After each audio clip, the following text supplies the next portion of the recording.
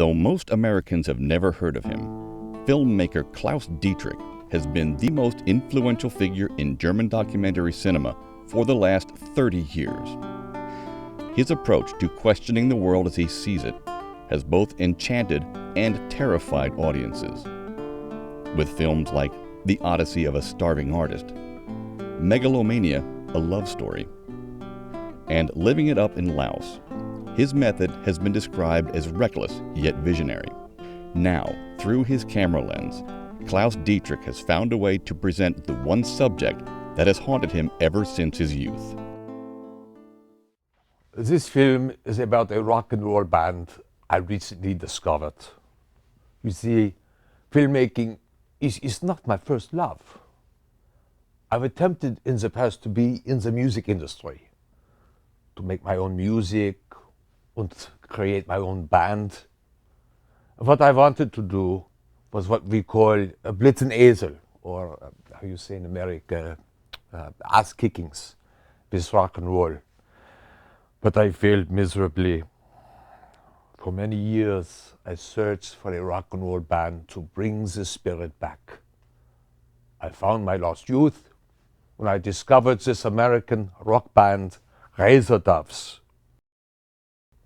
For the most part, the popular music in your country is vile and base. If you switch on the radio, it's ridiculous and destructive. This pop music, it kills us. It kills our language. So we must declare holy war on the music we hear every single day. And this is why I must make this film. I live or I die making this film.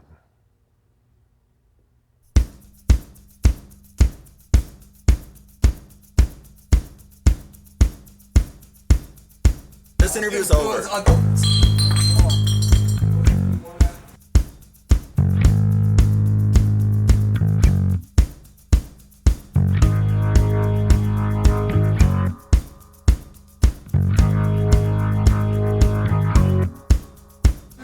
What's that surface that you pound on? The drum head.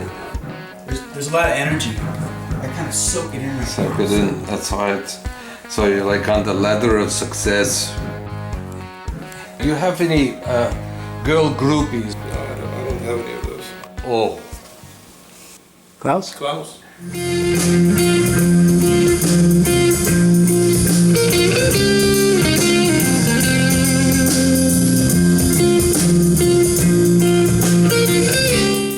When I first got to this town, I was essentially homeless. I had pretty much been excommunicated from my way of life, and I just headed south.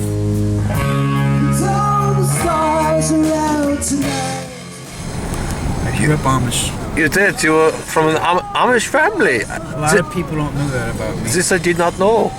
Oh my lord, okay. I see. So what, I know that the Amish are kind of a closed society and there are very strict rules and regulations about how one should live. Right. But did you have some conflict with that? Well, yeah, I mean, everything about the Ordnung. You know the Ordnung?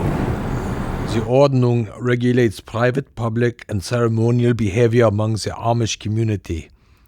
It defines conduct ranging from the personal dress to the use of technology. The Ordnung emphasizes self-denial and humility. You know, imagine that kind of lifestyle. No music. No. Kein Musik? Well, the only music that I experienced up there was hymnals, just singing. Did you sing? No instruments. Did you know that? There's no. Because I couldn't play instruments were too extravagant. Exactly. I guess. Here was my instrument. Tapping my knee, tapping on the knee, eh? Yeah. And if you get too crazy with that, I mean, you get. Why don't you let go yourself? Why don't you let go yourself? Why don't you let go yourself? So how did you guys first meet up with each other? How did you meet? It was a yoga ad that spun out of control, and one thing led to another, and music got into the conversation. Yeah, the original idea actually was trying to meld 18th century hymns with gothcore, but these guys, it just didn't work with these guys. So we tried more of a pop rock type deal. I'm pretty much am able to do whatever I want, and then we hit the studio, and they make me change every part. Even though you want to demonstrate to them that this is how it sounds, and it's great, but it's like. But yes, I have because it's the stigma that because you're the drummer. Fail. So if you like the Ringo Starr, I have complete freedom to do whatever I want until we record. The Razordubs have granted me and my film crew permission to bring our cameras into the recording studio while they work on new albums. However, they failed to warn us of how temperamental their producer Gravity Man can be. So if you please, just we'll go up these stairs and you just follow me.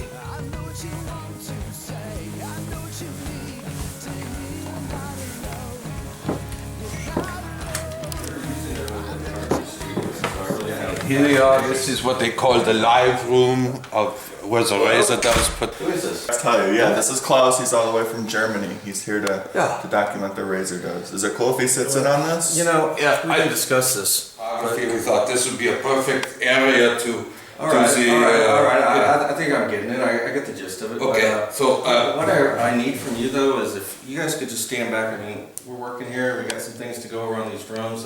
You just give us some. I'll be a fly on the wall. All right, I appreciate that.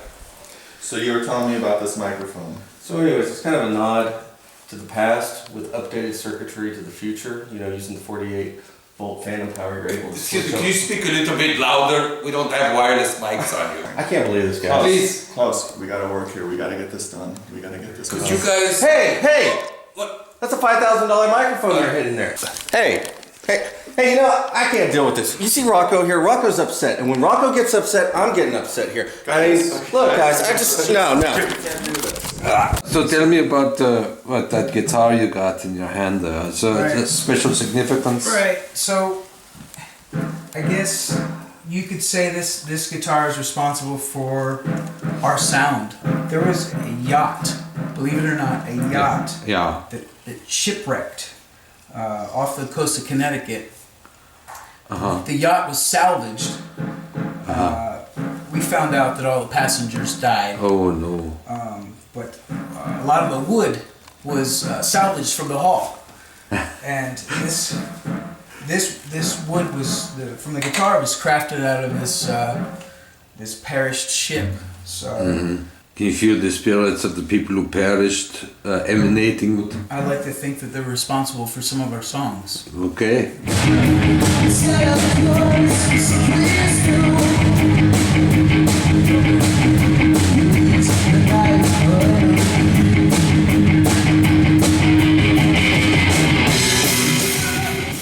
What's with the suit? Well, I came from my day job. So you're an investor? Well, yeah, it kind of makes me a lot of money, and you know how to. So, you saw my house. I bought that last year, and yeah, you know I do pretty well for myself. Oh, so okay, so you have quite the day job. Yeah. So, Well, I mean, you know, my family has money too, but you know, I got to do something with my time, right? then let me ask you this: and why won't you take some of that money and put it into the advancement of the Razordubs? It's our art. I'm not gonna throw money at that. Dietrich's crew is here. I am beginning to understand the delicate personalities within this group. Despite their bizarre songwriting techniques, I can see genius in these three men. The dedication regarding the music is not unlike the Buddhist monks I filmed back in the 80s. But this is the music industry, a totally different world. I fear this is a house of cards that could tumble at the slightest wind. You ever been out in the nature and you can smell the trees and you can hear the birds? Yeah. Well, that's kind of how I do that. I go out there and I channel that stuff in. And I bring it in and I hone it to a real sharp point. So it's a lot of inspiration from the nature. Nature. Big time nature. Okay. Big time nature, yeah. I feel that animals are already writing our songs. That we just have to pull them out of the animals. For me, I like to take inspiration from whiskey. Mostly Scotch whiskey. Yes, whiskey. But why whiskey of all things? I find whiskey to be incredibly complex and completely inspiring because it has all these different flavors and all these subtleties, and it just creates mental pictures that I can translate into music. We formulate ideas, and then I take some of those ideas and I try to match them up against whiskeys. I don't know. How about I pour a little bit of whiskey for both of us, just a little bit here. Oh, yeah, all right. Just a little bit, just a taste. And I want you to taste it. Yeah. And I want you to describe it. And then I want you to think about what song it matches. Art.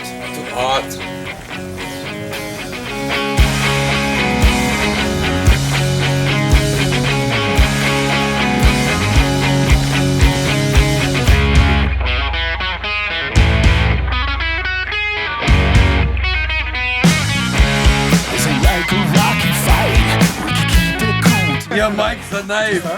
Und der Haiefisch, der hat Zähne.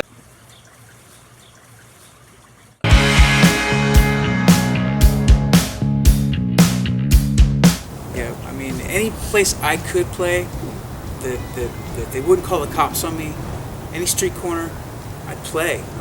I play from my gut, man. Right here, my gut. I think that deep sorrow in those hymnals had a big part in my sound. But yeah, it's a folk. I'd cross it. Bob Dylan, Huey Lewis kind of vibe. You kill 'em with the beat, death by dancing, and now you kill it with the beat, death by dancing. You kill it wherever you want. You kill 'em with the beat. You kill it.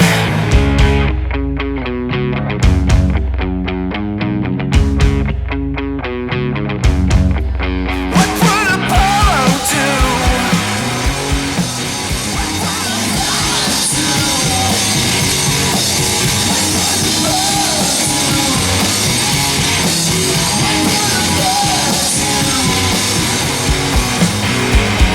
Wherever you want, you kill 'em with the beat.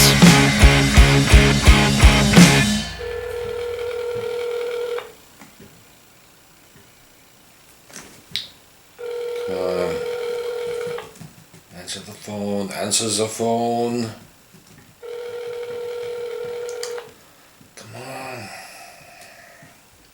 Hello? Christopher. This is Klaus. Where the hell are you? We had an appointment. I've got to get this done. The investors are breathing down my neck. Where are you? I'm sorry. I've been kind of down, man, the last 2 days. And I gotta tell you something, man. Well, what is it? What's wrong? Look, I know how hard you've been working on the, your film. Yeah. I gotta tell you that Mike is quitting the band. He's done. He quit, and I don't know. I don't think you should even Wait a minute. Why did he do this? Why? What happened? You know, honestly, I don't know, and it doesn't matter. You know, and he's not going to reconsider. We talked, and he's done. And I think maybe the best thing to do for you and your crew and everything is just pack it up and go home. No, not on your life. This is important. We will finish this film. I can easily adjust the ending. Just go ahead and find a new bass player. Look, you can't adjust the ending if there is no ending. We're done. 9! No, sir, you were wrong. I am not the captain. I'm in his bonus jacket in the storm. He is victory, no leader of this vessel, and mutiny was the only way home. This is what you get where I come from. This is what you get where I come from.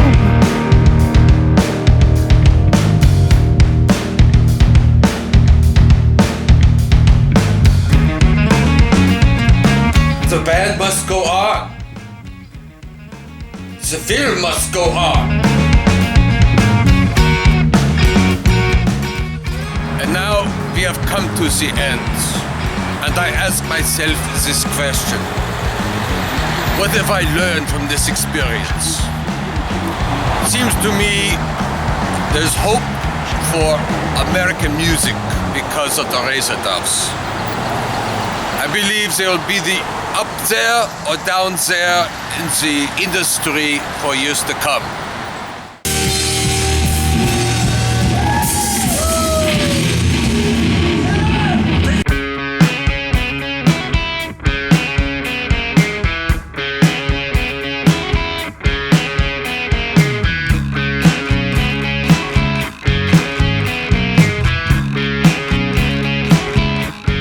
So now, if you'll excuse me, I'm going to go inside, have a few drinks, and later on listen to some Blitz and Esel Musik in the Schau, Mach Schau mit der Razor Doves.